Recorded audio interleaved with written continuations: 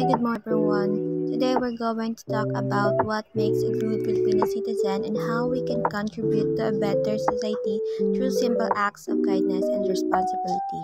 But first, get ready with me. Magme-makeup mo ng above para magmukha naman tayong tao pagdating sa simbahan.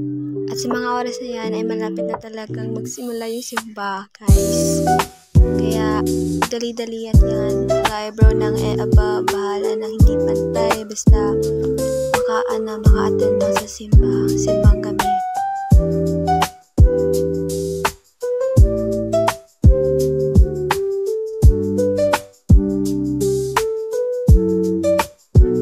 Oh, tapos na ang above.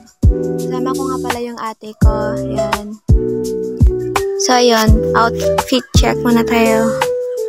Yan pala yung suot ko ngayon.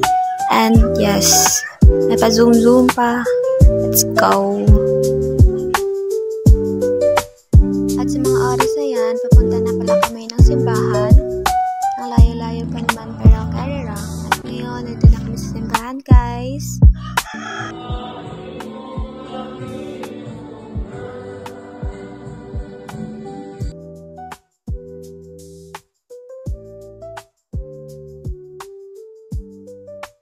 So, yun, tapos na pala yung simba at pupunta na naman kami sa bakery.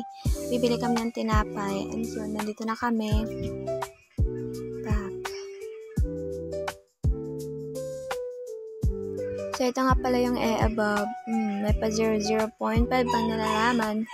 So, yun guys. Yun lang. Uwi na kami.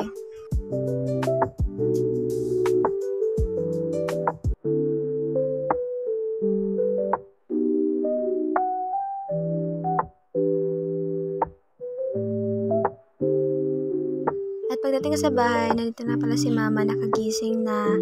Yan, nagnamano yung above.